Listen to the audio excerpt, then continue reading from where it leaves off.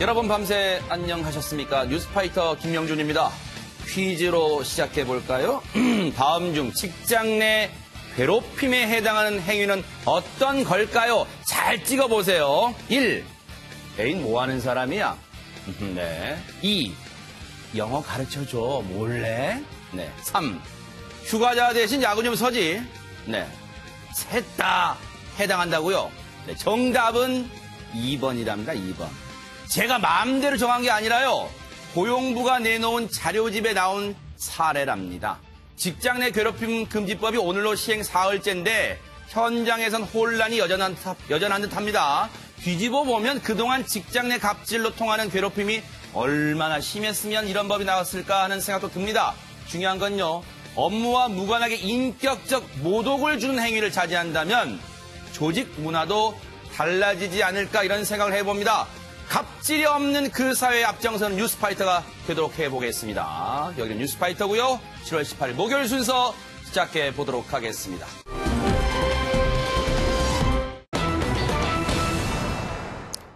광주의 모 초등학교 교감 선생님 얘기인데요. 여러분 잘 한번 들어보시기 바랍니다. 손정혜 변호사님. 2017년 9월경입니다. 광주 서구의 한 도로에서 술에 취한 초등학교 교감이 한 택시에 타게 되는데요. 네.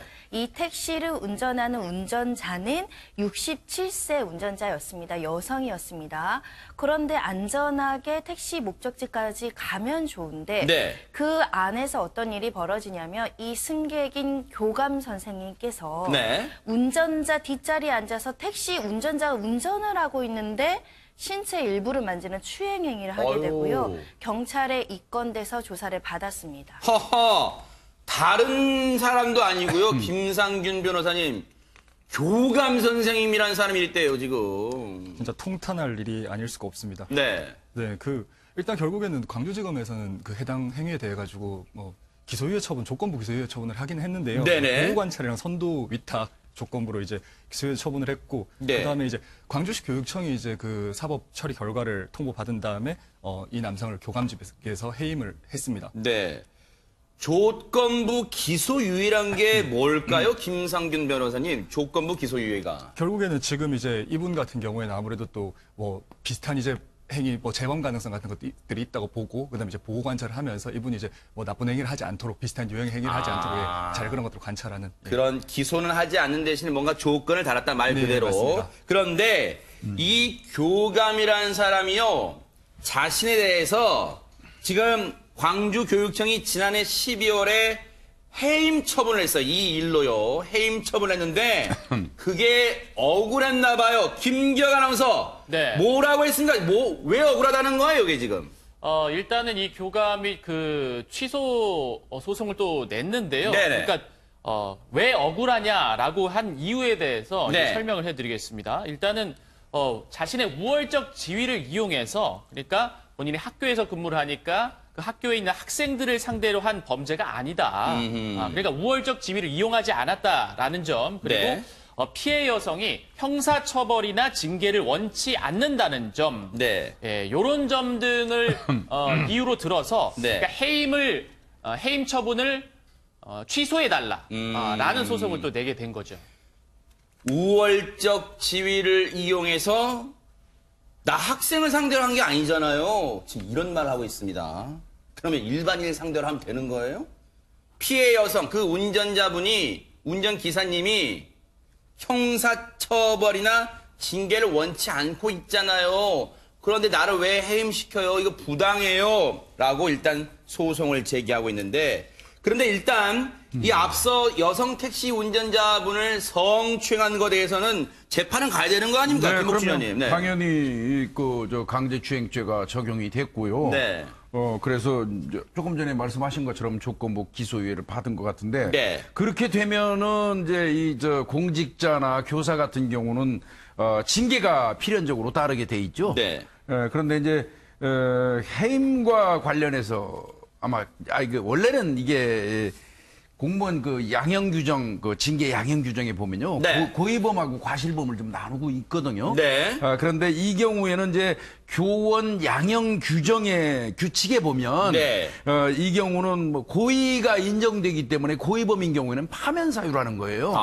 그럼에도 불구하고 이 사람이 그 당시에 술이 만취해 있어서 일정 부분 심신미약이 인정되고 네. 그동안 이제 성실하게 근무했던 점 네. 그리고 이제 사회에 공헌한 점 뭐 이런 것 등등을 참작해서 파면보다는 한 단계 낮은 해임을 시킨 거라고 합니다. 1심에서는. 예. 심신미약, 뭐 술 먹었다 이거죠. 그리고 사회 공헌을 해왔다는 거예요. 해당 교감이라는 사람이. 그래서 해임, 파면보다 낮은 해임이 타당하다 이렇게 봤다는 건데, 그러면 2심 재판부, 2심까지 갔다는 거예요, 이 사건이. 2심 재판부의 판단은 뭐였습니까, 김기혁 아나운서? 예, 어제 이 항소심 판결이 나왔습니다. 아, 그래요? 네. 예, 재판부에서는 이 교감의 해임이 부당하다고 판단을 했고요. 어허. 그래서 해임 처분을 취소하라고 주문했습니다. 아니, 1심과 달리 2심 재판부가 이렇게 본 근거는 뭡니까, 김상균 변호사님? 2심 재판부는 A씨가 또 술에 취했기 때문에 당시 비행위가 기억나지 않는다고는 하는데 네. 근데 그 밝혀진 후에 또 자신의 책임을 모두 인정하고 잘못을 뉘우치는 태도를 보이고 있고 네. 25년간 징계를 받은 사실이 없고 네.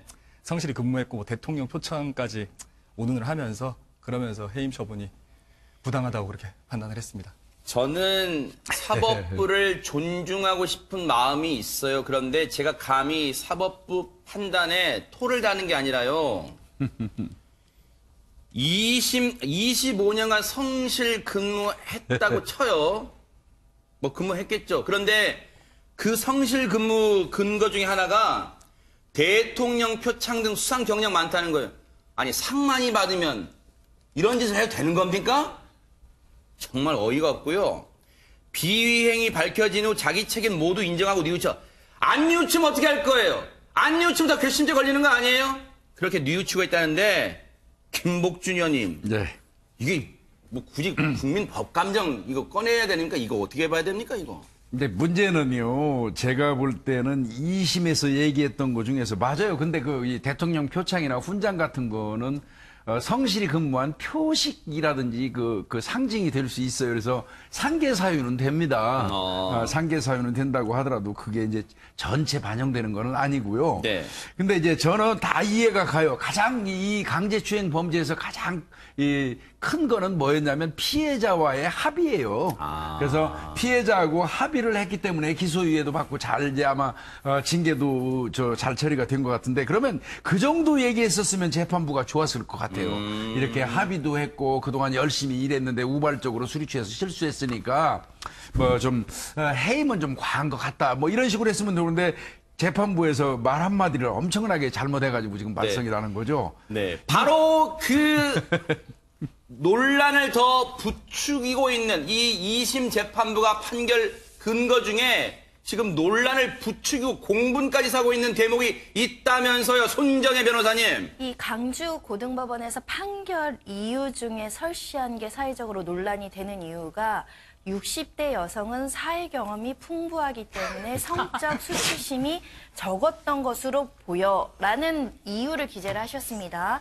정확하게는 택시기사는 사회 경험이 풍부한 67세 여성으로서 그다지 정신적 충격과 성적 수치심이 크지 않았던 것으로 보인다라고 판단을 내렸는데 요즘에 성인지 감수성에 대해서 대법원이 여러 차례 지적을 하고 있잖아요. 저도 사회 경험이 굉장히 풍부한데 이 사회 경험이 풍부한 여아에 따라 성적 수치심의 크기가 달라질까요? 이 여성의 나이에 따라서 성적 수치심을 느끼는 강도가 달라질까요? 이거는 재판부가 뭔가의 기준을 비합리적으로 설시하면서 오히려 피해자를 존중하지 않는 태도를 보였던 것은 아닐까라는 문제 지적이 있을 수 있고요. 이런 표현까지는 괜찮습니다. 추행의 정도가 무겁지 않았기 때문에 성적 수치심이 적을 수 있다. 이런 표현은 가능할 수 있어 보이지만 피해자의 나이나 직업이나 이런 거에 따라서 경중을 내리는 것은 상당히 위험할 수 있다라는 생각이 듭니다. 이거 어떻게 봐야 됩니까? 다시 한번 읽어드릴게요. 이거 진짜 어떻게 여러분 다시 한번 보세요. 택시 기사는 사회 경험이 이 해당 택시 기사를 말하는 거예요. 택시 기사는 사회 경험이 풍부한 67세 67살의 여성이다.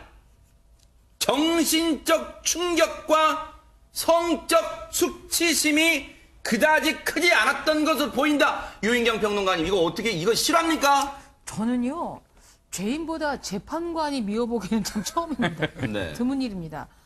사회 경험이 풍부한 것이 어떻게 칭찬할 일이 아니라 성적 수치심을 적게 느낀다라는 판단의 근거가 뭔지 여쭙고 싶고요. 네. 사실 67세가 되신 이 택시 여성 기사분이 뭐 굉장히 합의를 해준다거나 이렇게 한 것은 성적 수치심이 적어서가 아니라 그 연세가 되면 긍휼함이라든가 포용심이 많아지기 때문에 그래 뭐 내가 하나 해가지고 이분의 평생 쌓아온 그 업적을 뭉거러뜨리기는 좀 미안한 마음도 있어서 그런 건데 거기서 60대 여성들은 전혀 성적 수치심을 못 느낀다로 한 판단의 근거를 알 수가 없습니다. 성적 수치심 느끼고 안 느끼고 젠더 인지는요 리트머스 시험지에 다 알 수가 없는 거예요. 70대 할머니가 성폭행을 당하고 난 다음에 너무 부끄러워서 자살한 사례도 있었습니다. 근데 그분은 왜 그랬던 걸까요? 저는 도대체 아줌마가 되면 여성도 남성도 아닌 제3의 성으로 표현하는 이 사회적인 편견들이 이런 판사들에게도 넘어가지 않았나 싶고요. 앞으로 수많은 이런 사례들 중에서 사회활동이 풍부한 게 죄수로 보기는 직장 생활을 무사히 정년퇴직한 저로서는 그럼 아무 수치심을 못 느껴야 된다는 말씀입니까? 정말 좀 어이가 없어서 이 사건 보고 최근 들어서 수많은 무서운 사건이 일어났지만 이 놀라운 판사의 판결에 부끄럽습니다. 전. 이 판결을 내린 판사 저희가 무슨 이른바 신상털기 그런 거 하자는 게 아니에요. 네. 가족이 있을 거 아니에요. 그럼 가족도 이 판결을 언론을 보도되면 들었을 거 아니에요. 봤을 거 아니에요. 그리고 보세요. 앞서 이 교감이라는 사람이 했던 말도 정말 웃겨요. 정말 웃기는 짬뽕이에요. 보세요. 우월적 지위를 이용해 학생을 상대로 한 범죄가 아니잖아요. 그러니까 자기가 해임이 부당하다는 거. 이게 말이에요? 말밥이에요? 막걸리는 뭡니까 이게 지금. 보세요. 그런 상황에서 아이들이 뭘 보고 이 교감 선생님이 이 교감이라는 사람이 학교를 다시 다닌다 하더라도 해임이 부당하다는 거 아니에요. 그럼 다시 학교를 나간다 해도 애들이 뭘 보고 자라겠습니까 지금 이걸. 본인은 학교 내에서 범행한 게 아니니까 우월적 지위를 이용한 범죄가 아니니까 이 죄가 크지 않다는 식으로 얘기하잖아요. 이거는 이제 제 생각은 그렇습니다. 정말 요즘에 이 선생님들도 많이 비난받고 하는 그런 사건들도 있지만 대한민국에 있는 절대 다수의 스승들은 자기 자신은 어떻게 보면 공사 생활에 아주 충실하면서 신중을 기하고 있는 사람들이 절대 다수거든요. 그런 분들 전체 사기를 떨어뜨리는 행동을 한 것 자체만으로도 저 같으면 군소리 안 하고 나가겠어요. 근데 이제 판사께서 그 재판한 거에 대해서 저도 한마디 좀 해야 될 것 같아서요. 사회 경험이 풍부한 67세 여성은 여자 아닙니까? 여자 아닌가 보죠? 이 67세 여성이 되면 성적 수치심도 안 느끼고 정신적 충격도 안 느끼는 모양이죠? 이 범행 내용 자체는요, 운전을 하시는 그 여성 택시기사분을 뒤에서 이 손을 넘겨가지고 중요 부위를 만진 겁니다. 이 사건 자체가요, 운전 중에, 그것도 운전 중에. 그 죄가, 그런 경우에 여성 그 운전자분이 67세라서 성적 수치심도 안 느끼고 정신적 충격도 안 느낀다? 오히려 더 할 수 있어요. 오히려 그렇지. 저 젊은 사람보다 그런 부분을 그렇게 표현한 거 문제가 있고요. 네. 그다음에 술이 취해서 만취해가지고 의사 능력이 현저히 떨어졌다 하는데 요즘에 주치 감경 사유 사라진 지 오래예요. 그런 얘기도 여기다 표현하면 안 됐을 것 같고요. 아까 제가 말씀드린 대로 합의했다든지 반성한다든지 이런 쪽으로 얘기를 하고 갔었으면 좋았을 그렇죠. 건데 이 구태여 이런 어구를 넣어가지고 비난을 자초하는데 아마 저는 이 판사님들 대한민국 판사님들 전체의 생각은 아닐 거라고 생각합니다.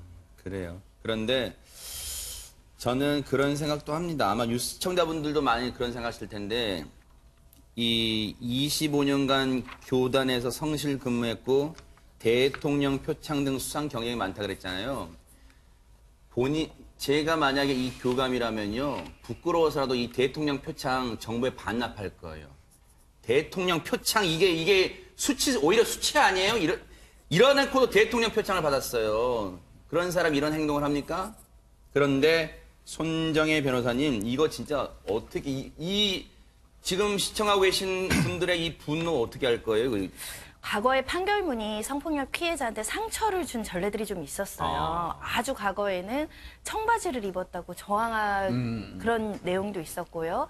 피해자가 예뻐서 호강하게 생겨서 성관계에 합의했다는 취지로 써있는 판결문도 있었고요. 다 비판을 받고 지금은 그런 식의 판단이나 그런 식으로 이렇게 주관적이고 위험한 기준을 설치하지 않는데 계속적으로 노력해야 되거든요. 지금 여성단체에서 이거는 분명히 성인지 감수성으로 위반한다라고 비판을 하고 있는 것은 스스로 사법부가 어떤 기준 그리고 어떤 판결 이유를 쓸 때 이것이 또 다른 피해자한테 상처가 되는지 우리 사회에 악영향을 미치지 않는지 고민할 필요가 있다라고 생각이 듭니다. 정말 좋은 말씀 해주신 것 같아요. 사법부 판단에 토를 다는 건 아니지만요. 한번 진지하게 다시 한번 생각해 보는 기회가 되길 좀 기대해 보겠습니다.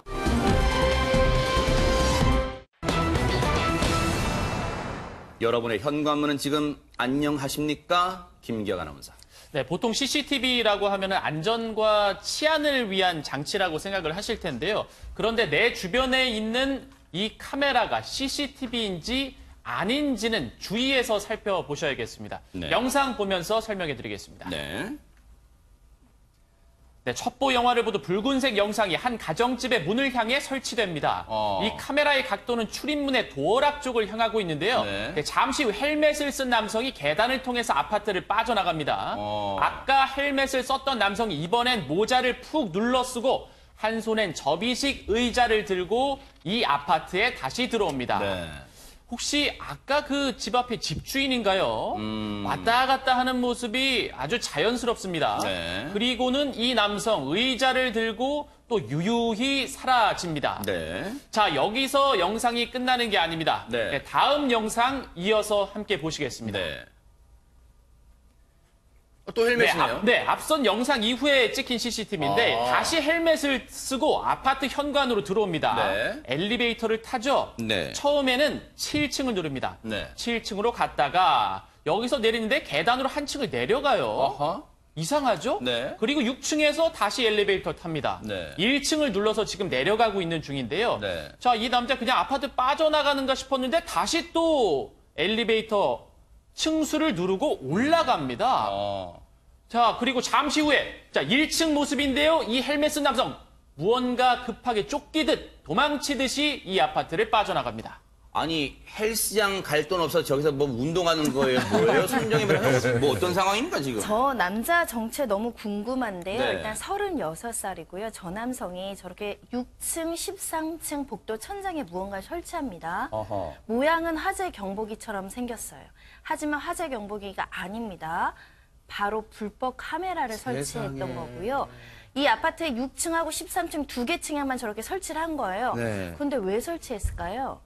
도어락 쪽을 향하고 있었잖아요. 도어락에 집주인이 번호를 누르면 그 번호를 알고 침입하기 위해서 스스로 화재 경보기를 위장한 불법 카메라를 설치하는 장면입니다. 네, 아니 지금 손정혜 변호사님 설명 들으니까 김복준님 지금 네. 오늘 지금 등에 소름 쫙 끼쳤습니다 지금. 네. 근데 이거 이번에만 나온 건 사실 아니죠. 아하. 얼마 전에도 이거하고 유사한 사건은 꽤 있었어요. 네네. 그런데 이거를 이제 그 대한민국 국민들이 거의 다 안다고 생각해서 없어졌나 했더니 이 사람은 여전히 그 고답적인 그 수법을 또 쓰고 그러네요. 있는데 네. 의외로.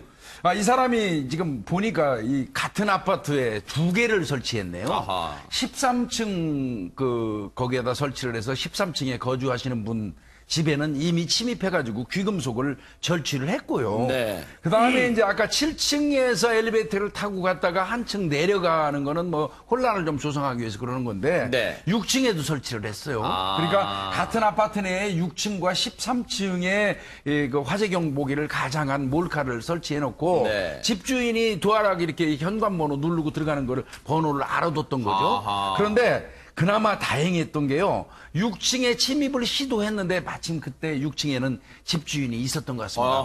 그래서 들켜가지고 도주를 했는데 6층 주인이 경찰에 신고하는 바람에 그나마 이 사람을 검거할 수 있었습니다. 아 그러면 앞서 김기혁 아나운서가 설명했던 그림 중에 후다다다다다다 뭐 그림 그 계단 내려갈 때는 그때 도망가는 순간이었군요. 유인경 평론가님 이걸 알고 나서 저 아파트 주민분들 얼마나 지금 놀랄까요? 아니 누가 화재 경보기가 불법 카메라라고 짐작이나 했겠습니까?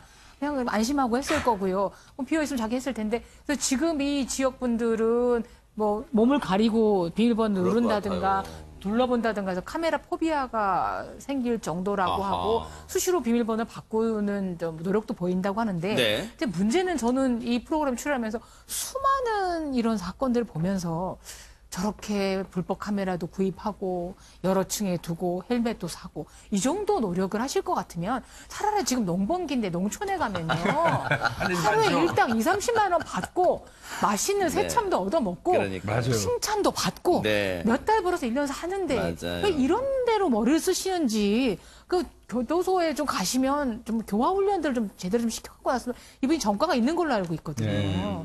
그다음에 한 사람의 이런 범죄 때문에 수많은 주민들이 공포에 떨게 한다는 건 네. 좀 가중 처벌을 해야 되지 않나 생각이 듭니다. 이 사건이 난 이후에 해당 아파트는요, 앞서 이제 도망갈 때 보면은 입구가 횡하잖아요. 그러니까 이 현관 출입문도 이제 아마 번호 누르고 들어오는 걸로 아마 설치하는 방안이 논의 중인 것 같아요. 그리고 CCTV도 곳곳에 보강하는 방안이 논의가 되고 있는 거예요. 어쨌든 소잃고 외양간 고치는 격이지만 어쨌든 지금 좋은 방법을 강구하고 있는 거예요. 그런데 김기혁 아나운서 저렇게 헬멧 쓰고 도망쳤기 때문에 잡기 어려웠을 것 같은데요. 어때요? 예, 잡기가 쉽지 않았습니다. 이 남성이 아까 영상에서 보셨듯이 카메라를 설치하고 사라진 다음에 의자를 들고 다시 나타나죠. 네. 이게 그 설치했던 카메라를 떼려고 아. 예, 높이 있으니까 떼려고 의자를 들고 간 거거든요. 아하. 어쨌든 그래서 그 카메라가 부착돼 있던 위치를 신고가 들어갔으니까 경찰이 이제 본 거예요. 아하. 6층과 13층에 카메라가 불법으로 설치가 됐던 그 흔적이 있어서 추적에 나서서 네. 이 남자를 이제 특정을 하지는 못했는데 그 이후에 또 절도 행각이 벌어지면서 이 남성을 찾게 되는데 그 범죄 현장도 영상으로 함께 만나보시겠습니다. 참. 아이고. 네, 경남 거제 한 금은방 모습입니다. 네. 저 남자가 아까 헬멧을 썼던 그 의자를 들고 왔던 그 남성이 그 남자예요? 네, 출입문 보시면요. 네. 저 앞에 파편들 보이죠? 네. 문 깨고 다 들어갔구나. 부수고 들어갔고 야. 지금 금은방에 이제 보석들이 들어있는 그 유리도 다 깨고 전부 다 싹쓸이를 해갑니다. 앞에 네. 가방 들고 참. 모두 다 집어넣고 지금 사라지는 모습이에요. 네. 이 절도 행각이 이제 또 특정이 되면서 네.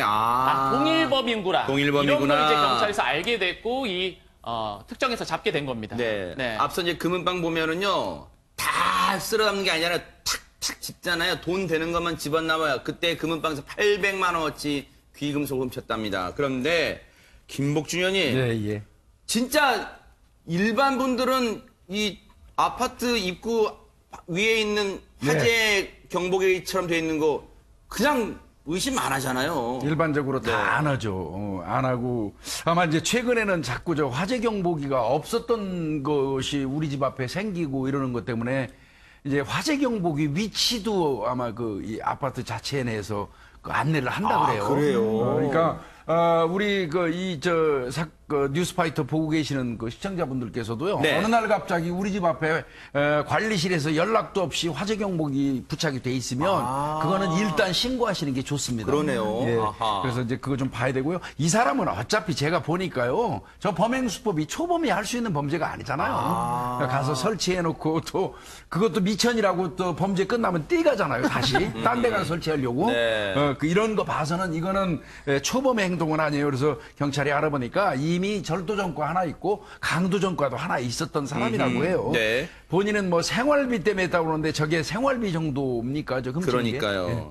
그런데 물론 일어나지 않은 범죄를 처벌할 수는 없겠지만 김상균 변호사님, 저 사람이 그 몰카를 설치해서 주인 없을 때 들어가서 물건을 훔쳐오는 정도가 아니라 만약에 정말로 나쁜 마음을 먹고 정말 더 강력한 범죄를 저지르는데 악용했다면 어떨 뻔했나 하는 오싹한 마음이 듭니다. 네. 일단 뭐 절도죄는 너무 명백해 보이고요. 그렇죠, 너무 네. 명백하고 그리고 이 사람 같은 경우는 상습성이 또 인정이 될 수밖에 없을 것 같아요. 그러다 보니까 그 절도죄에다가 일단 또 정한 형의 또 2분의 1까지 또 가중이 될 거고 네. 그다음에 침입을 하고 나서 이제 뭐 말씀하신 것처럼 뭐 추가적인 뭐 다른 범행이라던가 뭐 정말 뭐 성범죄까지 나아갔다거나 안에 사람이 있다거나 또 강도로 이제 또 돌변을 했다거나 흉기를 들고 아니면 또 폭행이나 뭐 그렇게 했다거나 했었으면 뭐 정말로 처벌이 어마어마하게 더 커질 수도 있었겠죠. 근데 아까 김복준 의원님 말씀하셨던 것처럼 지금 돌아가는 꼴을 봤었을 때는 굉장히 많은 전과가 있을 것 같고 아하, 네. 한두 번 이런 일을 해본 적이 한두 번이 아닌 것 같은 그런 사람입니다. 예. 네. 그러니까요. 정말 그 6층에서 이 절도범을 맞닥뜨렸던 그 주인분은 지금도 아마 밤잠을 제대로 못 주무실 거예요. 뭔가 이 아파트 차원에서요. 안전 강화 대책을 좀 마련해 주시길 바랍니다. 그래야지 주민분들이 그나마 발 뻗고 주무실 것 같다 이런 생각도 해봅니다.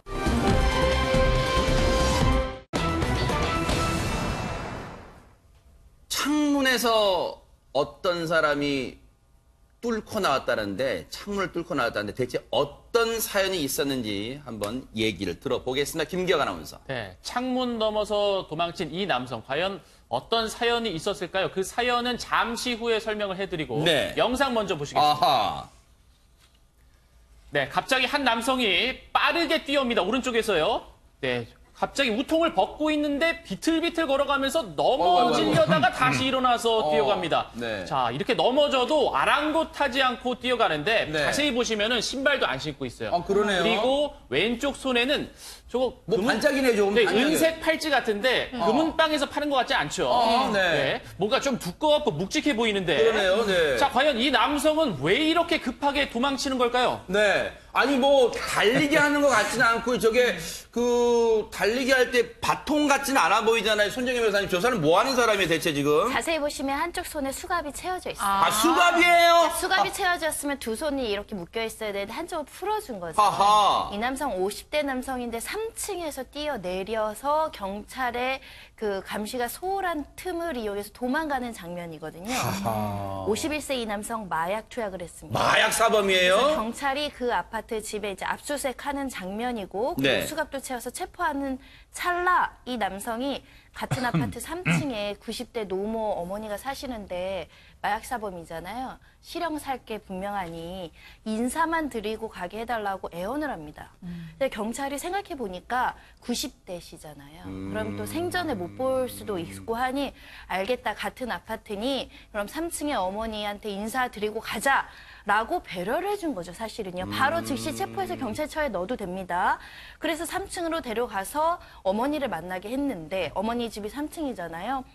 어머니 만나고 나올 줄 알았는데 이 남성이 갑자기 창문으로 도주하는 장면이고요. 3층에서 아이고. 상의가 벗겨졌다라는 것은 갑자기 도주를 하니까 경찰들이 말리면서 상의를 잡았는데 벗겨진 거죠. 하하. 그래서- 날씨가 더워서 벗은 게 아니라 하하 저렇게 도망치는 과정에서 저렇게 방충망까지 뚫고 부랴부랴 세상이 3층 높이면요 공포감이 극에 달할 높이는 텐데 거기서 뛰어내린 거예요. 경찰이 뒤통수를 정말로 뭔가 편의를 좀 선의의 뜻으로 봐주려다가 지금 뒤통수를 맞은 격인데 경찰 얘기 들어보시고 이어가 보도록 하겠습니다. 엄마 얼굴 한번 보게 해달라고 사정사정을 해서 수갑은 오른쪽은 풀어가지고 왼쪽만 채운 상태에 90세나 되는 노인한테 보여주기가 좀 그렇지 않습니까?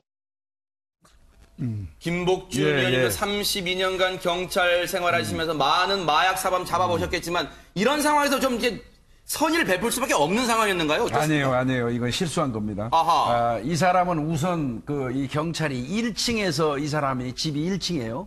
1층에서 이 사람을 검거하고 그 사람 집을 압수수색을 했어요. 네. 그건 지극히 당연한 거예요. 그 과정에서 끝나고 데리고 가려고 그러는데 3층에 어머니 보여달라고 그러니까 그 90세 노무라고 하니까 아마 이 경찰이 이런 거 그래 우리 수사 교본에도 나와 있거든요. 아하. 검거 과정에서 동정은 금물입니다. 네, 그럼에도 불구하고 수갑 채웠으니까 또 90 노모니까 내가 만약에 교도소로 가게 되면 오랫동안 살을 텐데 어머니 못 볼 수도 있으니까 한번 보게 해주십시오 하니까 이게 참 여기 경찰도 사람인지라 약해지거든요. 그러니까 이제 3층에 올라가서 노무를 보여준 것 같은데 그때 어머니 이제 수갑을 채우고 있었으면 아마 이런 행동 안 했을 거예요. 근데 어머니 눈앞에 또 수갑 차고 있는 모습이 좀 그렇다 해가지고 한쪽을 풀어줬던 걸로 보이는데 예, 제가 이 뛴 과정을 들었는데요. 바로 이 달려가가지고 침대를 도움닫기 위해서 침대를 탁 짚으면서 방충망 쪽으로 돌진해서 그냥 그대로 방충망을 뚫고 떨어졌다고 그러거든요. 저곳이에요, 지금. 네네네. 네, 그러면 이제 저거는 뭐 제가 볼 때는 저 위치를 본인은 잘 알고 있으니까 탈주 시도가 맞아요. 극단적인 선택도 아니고. 네. 그런데 경찰 입장에서는 네. 21번의 마약 전과가 있고. 예. 21범이에요? 그, 마약 전과가? 예, 21번의 마약 전과가 있다고 하면은 네. 저 경우는 그 수갑을 보여주더라도 수갑을 채운 채 네. 채운 상태에서 잡고 있었어야 되는 거예요. 이 부분은 명백히 이 검거하는 과정에서 미스가 있었습니다. 혹시 이제 이런 생각도 하실 거예요. 당시 현장에 이 검거 때 출동했던 경찰이 1명, 2명도 아니고 3명이었대요. 그러면 유인경 평론가님 이런 생각 시청자분들 하실 거야. 그러면 그래 2명은 그 노모집에 같이 간다 하더라도 1명은 혹시 모르는 게 1층에 있었으면 어땠을까 하는 생각도 하실 것 같아요. 그렇죠. 그게 이제 뭐 합리적인 생각이긴 합니다만 네. 경찰을 변명하거나 뭐 보호해주려는 생각은 없습니다만 그럼에도 불구하고 어머니가 90대라고 하고 마지막 모습이라고 얘기를 하면 안 돼 하고 맞고 더구나 수갑까지 채워서 보여주기 좀 어려웠던 것 같아요. 물론 뭐 교본에 동정심 갖지 말란 얘기 나와 있지만 이렇게 애걸하고 이분도 50대고 언제 나올지 모르면 그 되는데 네. 문제는 이 사람이 정말 나쁜 사람인 것이 어머니를 팔았고요. 맞아요. 아, 그러네요, 진짜. 마지막 모습이 수갑 차고 들어와서 경찰 있는데도 뛰어내리는 모습이었으니 효도는커녕 효도인 척하면서 최고의 불효를 했다고 생각을 합니다. 그래서 뭐 이 사건을 계기로 삼아서 경찰분도 교본에 나왔듯이 동정심은 나중에 좀 이분이 출소 후에 좀 도와주시거나 이러더라도 검거 과정에서는 하지 않으셨어야 될 거고요. 네. 지금 누군지도 알고 또 뭐 이렇게 됐으니까 곧 잡히겠죠? 잡혔나요 지금? 잡혔습니다. 잡혔습니다. 예. 잡혔는데 네네네. 근데 저 상황에서는 경찰이 발칵 뒤집혔을 거예요. 그래서 주민분들의 불안감은 얼마나 컸을 거예요. 네. 주민분들 얘기 들어보시고 이어가 보도록 하겠습니다. 수술 우리 집 다니면서 롱목까지 다 해서 다니면 찍어는 완전 하네요 이렇게 그래 런다고 잘했지 잘못 잘했지 이게 무슨 난리예요. 저 사람 잡으려고 이 아파트 주민분들 진짜 웃으면 안 되는데 장롱까지 열었다는 거 아니에요, 지금 김성길 네. 변호사님. 진짜 긴박했던 그때 당시의 상황을 좀 상상을 해볼 수 있을 것 같은데 그러니까요. 그 검거했던 경찰분들 같은 경우는 진짜 머리가 하얘졌을 거예요. 머릿속에 맞아요. 백지가 돼가지고 막 그렇게 찾아다니고 정말 긴박했었을 건데 그래도 그나마 다행이었던 거는 지인집 근처에 잠복을 했다는 것과 보통 마약 사범 같은 경우는 마약을 못 끊는다는 그것도 있지만 보통 마약은 혼자서 하지 않고 지인들하고 이렇게 하는 경우가 또 많거든요. 네. 그러다 보니까 뭐 여러 가지 이제 그 가능성 있는 사람들을 다 좀 찾아봤겠죠. 그래서 다행히 네. 검거가 됐다는 게 정말 다행입니다. 네. 21범이라고 돼 있는데 맞아요? 그거 한번 확인 좀 해보세요. 조금 전에 시즌 20범 나갔잖아요. 그거 한번 확인 좀 해주시고 어차피 팩트는 정확히 해드려야 되니까.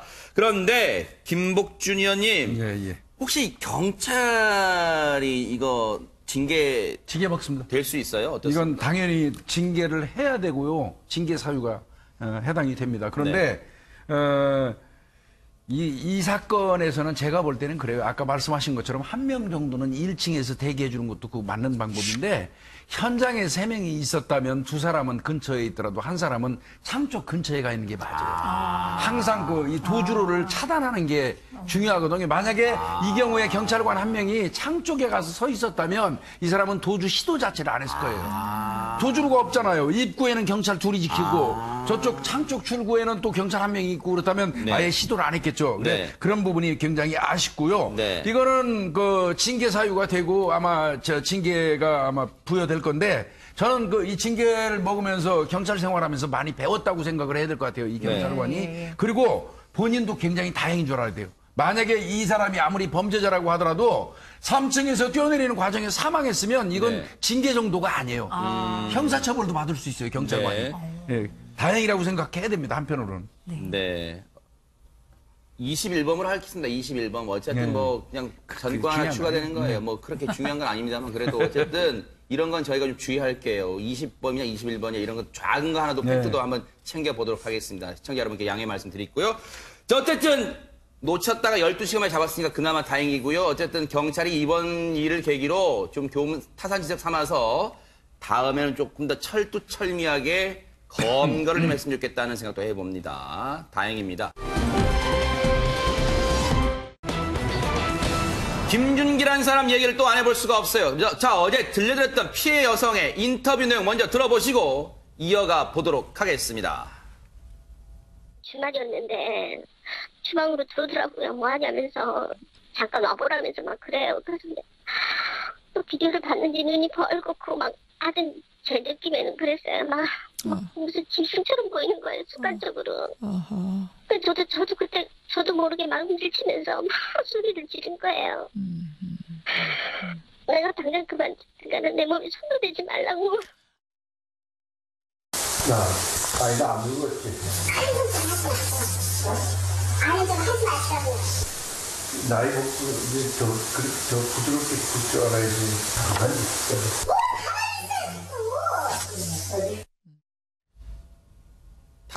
다시 들어도 분노가 치밀어요. 그런데 이 얘기를 들려드리면요, 더더욱 분노가 치미실 거예요, 손정혜 변호사님.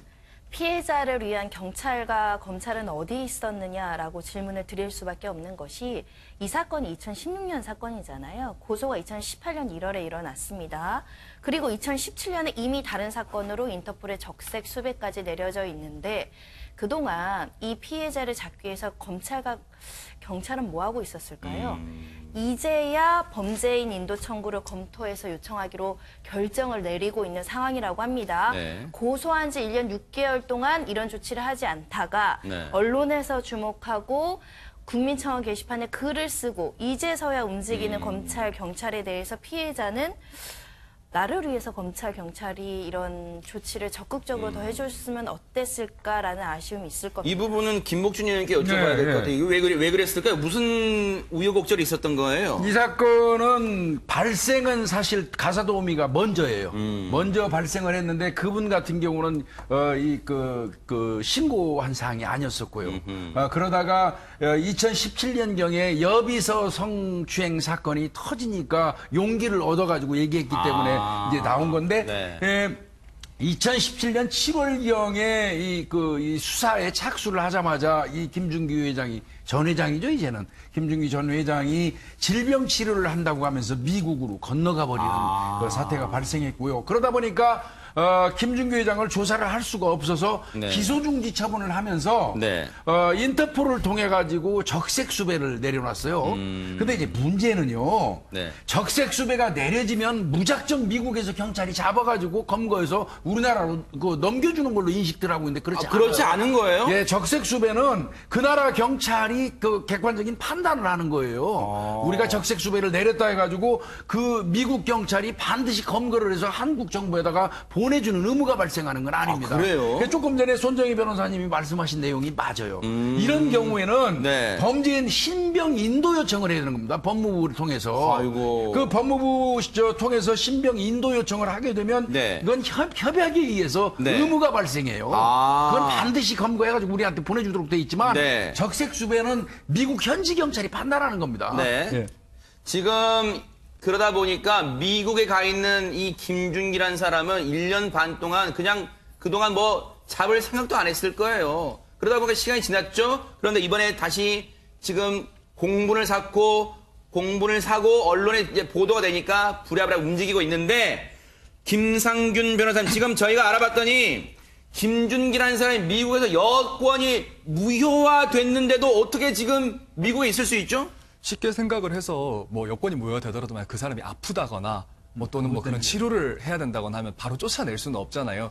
그런 법의 허점을 그냥 이용을 하고 있는 거고 네. 심지어 정말 격분할 일이 네. 이민 변호사까지 고용을 해가지고 계속해서 그렇게 치료 기간을 연장을 하고 있다고 하네요. 뭔가 그게 만료되면 연장하고 그 이유는 내가 지금 몸이 아파. 치료를 해야 돼. 미국 땅에서 치료를 해야 돼. 라고 한답니다. 지금 유인경 평론가님.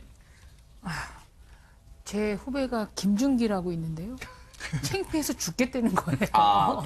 동명이인이라서. 네. 근데 저분이 사실 평소에는 재벌 2세란 말을 제일 싫어했답니다. 본인이 사업을 일구는 건데 아버지가 뭐 했던 했지만 엄청난 자부심도 있는 분이었다 그러는데 네. 사업에는 재능을 보였을지 모르겠지만 본인의 인품에는 정말 한 거였고요. 이분이 그 이후에 일어난 사건들이 너무나 좀 부끄럽고 민망한 데다가 네. 또 하나의 무전 유죄가 되는 게 아닌가 생각이 들고요. 네. 저 가사 도우미라는 분은 두 아들을 두는 어머니로 알고 있는데 아들에게 이 사건을 밝혔을 때 얼마나 많은 용기를 가졌을까. 네. 그리고 3년 동안, 지금 3년이 넘었거든요. 사건 발생 후에. 얼마나 지옥 같은 삶을 살았을까 싶으면서 제가 감히 트럼프 대통령에게 하나 부탁하고 싶어요. 트럼프 대통령이 요새 보니까 유색인종이나 외국인들에게 국회의원이라도 고백, 니네 나라로 돌아가라고 그런다면서요. 주장해서 무리를 긋는데 김준기 전 회장한테 한번 말씀해 주시죠. 고백, 네. 한국으로 돌아가라. 그러니까요. 지금 그런 걸 바라야 될 상황. 원래 트럼프 대통령의 그 행위는 지금 국제적으로 잘못된 지탄받고 거죠. 있지만 맞아. 어쨌든 네. 지금 그걸 바랄 상황이 됐어요. 지금 이 피해 여성을 생각한다면요. 그런데 검찰이요. 전 이해가 안 되는 게 김복준 의원님. 예, 예.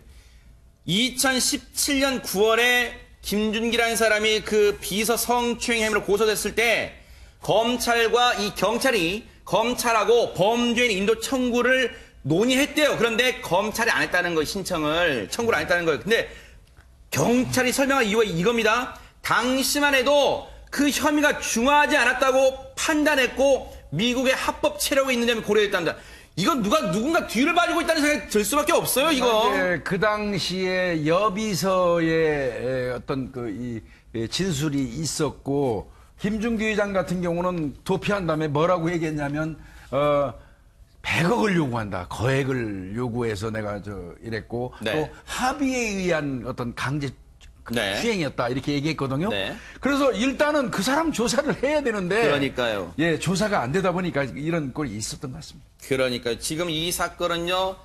어쨌든 억울한 이 분을 위해서라도 반드시 김준기라는 사람을 데려와야 될 것 같습니다. 뉴스파이터가 끝까지 따라붙어 보도록 하겠습니다.